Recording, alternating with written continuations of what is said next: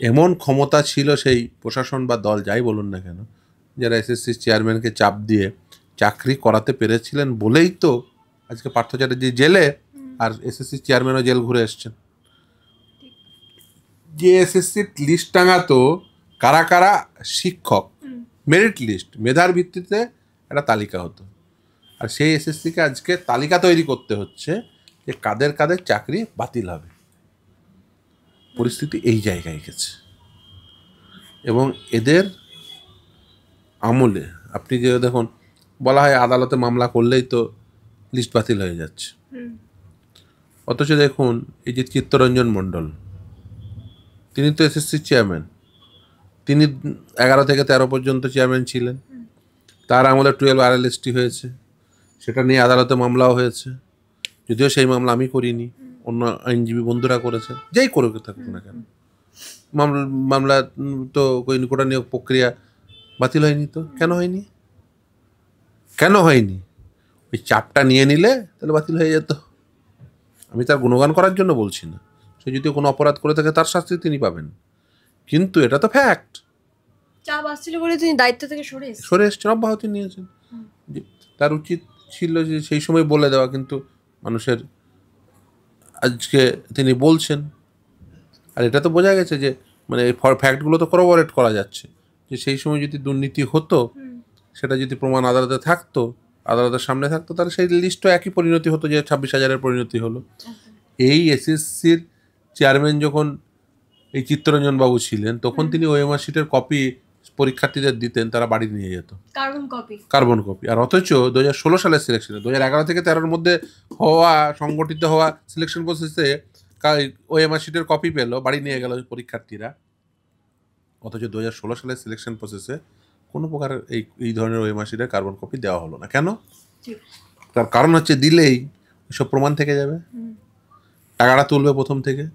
আসলে ওরা মানে প্রথম সিলেকশনে তো কি করে দুর্নীতিটা করবো বুঝতে পারেনি, ওই চাপ তৈরি করে এই একে দিয়ে দাও। ওরা হয়তো ভেবেছিল যে ও অ্যাপয়েন্টমেন্ট লেটারে নাম টাইপ করে দিলেই হয়ে যায়। যখন হয়তো এসএসসি চেয়ারম্যান বলেছেন যে না, এভাবে হয় না, তাকে নিয়োগ প্রক্রিয়ায় বসতে হয়, তাকে এই নিয়োগ প্রক্রিয়ার মাধ্যম দিয়ে ইন্টারভিউ দিতে হয়, তারপরে লিস্ট বেরোয়, তারপরে তার ভিত্তিতে চাকরি পায়, এসব বুঝতেন না প্রথম দিকে। ফলে ওই চাপ দিয়েই ভেবেছিলেন যে নাম ঢুকিয়ে দাও। পরবর্তীতে হয়তো তারা বুঝেছেন যে কীভাবে দুর্নীতি করতে হবে, বিভিন্নভাবে বিভিন্ন স্তরে দুর্নীতি করেছেন। সেই জন্য আমি এই ধরনের দুর্নীতিকে বলি যে একটি প্রি প্ল্যান, মানে বিশেষ করে 2016 সালের যে সিলেকশন প্রসেসে দুর্নীতিগুলো হয়েছে, পূর্ব পরিকল্পিত, একেবারেই বহুস্তরীয় প্রাতিষ্ঠানিক দুর্নীতি। এবং এই যে কার্বন কপিটা, সেই চিত্তরঞ্জন মণ্ডল যখন তিনি চেয়ারম্যান ছিলেন, তিনি কার্যত জোর করেই এই ওএমআর শিটের সাথে কার্বন কপি দিয়ে পরীক্ষা করিয়েছিলেন। এসএসসি তখন করতে চায়নি, বা এই যে মন্ত্রীরা তারা বাধা দিয়েছে। দেখুন, শুধু তাই না, আপনাকে বলি, এই যে চিত্তরঞ্জন বাবুর কাছে জিজ্ঞাসা করে নেবেন, বাম আমলে এসএসসি কম্পিউটার কিনেছিল 4 কোটি টাকা দিয়ে, স্ক্যানিং মেশিন থেকে শুরু করে কুলিং মেশিন সব কিনেছিল, 10 থেকে 12 কোটি টাকার একটা ইনফ্রাস্ট্রাকচার। সেই ইনফ্রাস্ট্রাকচারকে ব্যবহার না করে একটা বাইরের কোম্পানি নাইসাকে টেন্ডার দিয়ে দুর্নীতি করানো হয়েছে। যদি ধরুন এসএসসির নিজস্ব ওই মেশিন ব্যবহার করে এসএসসির দপ্তরে তো তার কপি থাকতো, হার্ড ডিস্ক থাকতো, তাহলে তো ওই গাজিয়াবাদ যেতে হতো না সিবিআইকে। বাইরের একটা কোম্পানি, শোনা যায় যে ওই নাইসা যে আর একটা কোম্পানি ডাটা স্ক্যান টেককে এই দায়িত্ব দিয়েছিল, যদিও টেন্ডার তার নামে ছিল না, সাব টেন্ডার দিয়েছিল, সেই সাব টেন্ডার পাওয়া কোম্পানিটি ওই এসএসসির ওই মেশিনগুলো ব্যবহার করে স্ক্যান করেছে। মানে এসএসসির মেশিন ব্যবহার করে স্ক্যান করলো, দিয়ে পয়সা নিয়ে চলে গেল, শোনা যায়। সিবিআই তদন্ত করা উচিত যে এসএসসির ইনফ্রাস্ট্রাকচার ব্যবহার করে বাইরে থেকে টাকা নিয়ে চলে গেল। আসলে টেন্ডার দুর্নীতি থেকেই শুরু হয়েছে। এবং টেন্ডারটা যদি আপনি টেন্ডার কীভাবে দেওয়া হয়েছে যদি দেখেন, আপনি অবাক হয়ে যাবেন। টেন্ডারের 3টে হেড ছিল, যে ওএমআর শিট প্রিন্টিং, ওএমআর শিটের মূল্যায়ন এবং ওএমআর শিট ট্রান্সপোর্টেশন, যদি বাইরের কোম্পানি, যেহেতু যেখানে ধরুন ওএমআর শিটটি স্ক্যান করবে সেখান থেকে আনতে হবে, বা বিভিন্ন জায়গা থেকে ওএমআর শিটগুলো তুলে নিয়ে আসতে হবে। তো সেইগুলোর জন্য এক একটা আলাদা আলাদা হেডে আলাদা আলাদা রেট অ্যালট করতে হতো। একমাত্র সরস্বতী প্রেস 3টে হেডে আলাদা আলাদা রেট দিয়েছিল। বাকি কোম্পানিগুলো নাইসা থেকে শুরু করে অন্যান্য কোম্পানি যারা প্রাইভেট কোম্পানি ছিল তারা ওই কনসোলিডেটেড প্রাইস দিয়েছিল, মানে 3টে হেডের একসাথে কনসোলিডেটেড। অ্যাকচুয়ালি টেন্ডার ওদের পাওয়ারই কথা না, টেন্ডারটা পাওয়ার কথা অ্যাকচুয়ালি সরস্বতীর, মানে সে সঠিকভাবে রেট দেয়, যদিও তার রেট বেশি ছিল, সঠিক সঠিক কাজ করলে সঠিকভাবেই তারপরে এরা কম কনসোলিডেটেড একটা কম প্রাইস দেখিয়ে, এবং 3টে যে প্রাইভেট কোম্পানি ছিল তাদের রেটের পার্থক্য প্রতি 1000 কপিতে মাত্র 500 টাকা করে, একজন 9000, একজন 8500, একজন 8000, প্রতি 1000 কপিতে কনসোলিডেটেড রেট দিয়েছিল। অর্থাৎ প্রতি ওএমআরে ওই 8 টাকা করে রেটে নাইসা এই টেন্ডারটা পায়। মানে এই যে মানে টেন্ডার দুর্নীতি থেকে শুরু, আর র্যাঙ্ক জাম থেকে শুরু করে নন লিস্টেড ক্যান্ডিডেটদের অ্যাপয়েন্টমেন্ট থেকে শুরু করে এই দুর্নীতি শেষ হয়েছে, পরে 26,000 বাতিল হয়ে এই দুর্নীতির এখনো পর্যন্ত দাঁড়িয়ে আছে এই অবস্থায়। সামনের এই যে সেকেন্ড এসএসসি হলো তার কি হবে, কিন্তু এই God knows। 25-এর যে পরীক্ষাটা হলো সেখানেও ওএমআর শিটের সাথে কার্বন কপি ছিল, কিন্তু ব্রাত্য বসু তিনি কিভাবে বলছেন যে এটা প্রথমবার? 12 সালেও তো কার্বন কপি দিয়ে পরীক্ষা হয়েছে। দেখুন ওরা কি বলে, ওদের কথা কেউ বিশ্বাস করে? শিক্ষামন্ত্রী তো তিনি। যদি শিক্ষামন্ত্রী তিনি যদি না জেনে কথা বলেন, উনি ওনার দপ্তরের লোকজনকে জিজ্ঞাসা করবে, এসএসসি চেয়ারম্যানকে জিজ্ঞাসা করবে।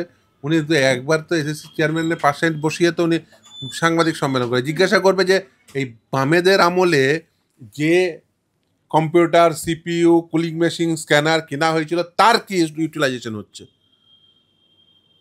আরে এসএসসির এই যে ফর্ম ফিল আপের টাকা নিচ্ছে ও তো দুটো কাজে ব্যবহৃত হচ্ছে, এক বাইরের লোককে টেন্ডার দেওয়ার, আইনজীবীদের ফিস মেটানো।